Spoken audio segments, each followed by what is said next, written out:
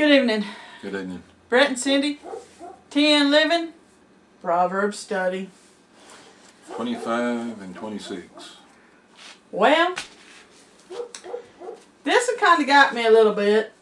It was easier though. Oh, yeah. About how we treat people who don't like us. Verse 25, I got up verse 21 where it says, If thine enemy be hungry, give him bread to eat, and if he be thirsty, give him water to drink. Verse 22 says, For thou shalt heap coals of fire upon his head, and the Lord shall reward thee. It reminds me of when I talk to kids about being bullied at school. I tell them somebody who's been mean to them only understands you being mean back. Yep. It confuses them when you're nice to them when they're not nice to you. And I'm sitting here reading that going, oh my goodness. Got to be kind to those who even are not kind to us. I like verse 11. A word fittingly spoken is like apples of gold and pitchers of silver. It's that good. That's special. Well, I mean, it's coming back again to being words of wisdom on how to deal with people who are not using wisdom. 17's another one. Withdraw thy foot from thy neighbor's house, lest he be weary of thee, and so hate thee. It's also a little etiquette about not overstaying your time. You know, Kind of well, keep your nose out of your neighbor's business. Yep. That's pretty much it. Don't put your foot in the door. Try to get in. Well, I mean,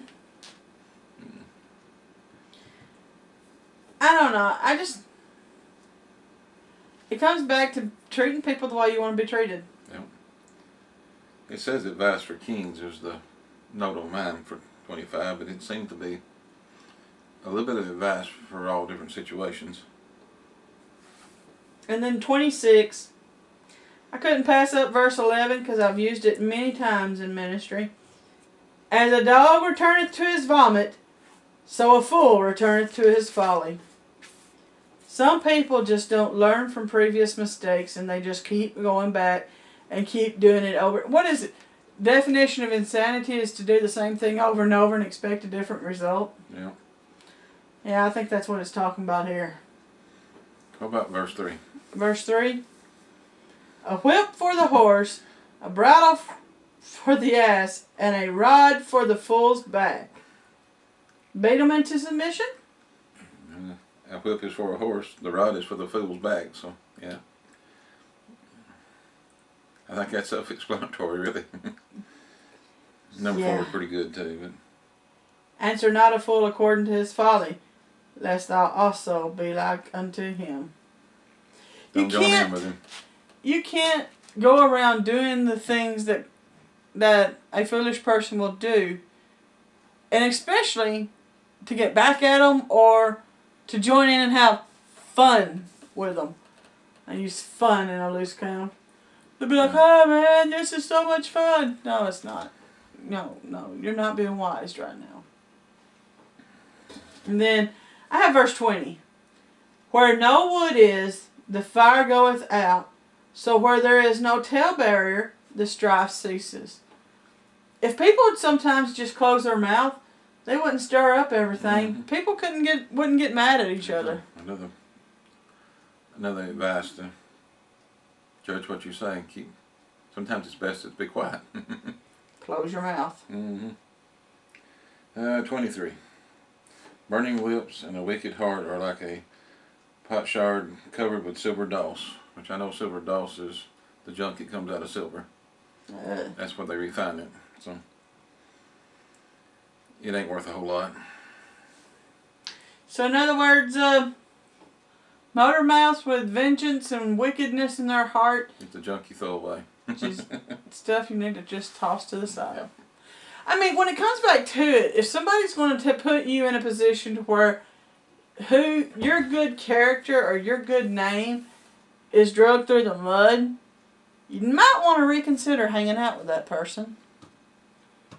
Because being in the company of people who are doing things wrong comes back to that statement we've made before. The company you keep determines the trouble you meet. Yep. A little saying our pastor would always say. 26 is my last one I marked. Oh? Whose hatred is covered by deceit, his wickedness shall be shewed before the whole congregation. He will show himself for what he is. Your true colors do come out. The more you live. I mean, They will eventually see you for who you are. Jesus says over in the New Testament, he told them, they will know ye are my disciples by your fruit. Yep. You don't plant a peach tree and expect to pick apples off of it. You've got, you are who you are.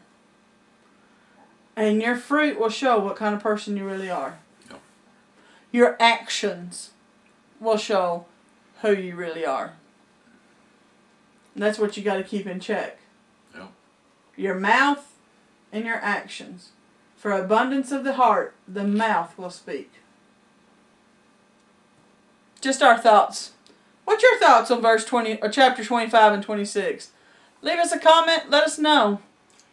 And until the next time we'll see. We got 27 and 28 in a couple of days. We'll get back with you on those. Like and subscribe. Have a great evening.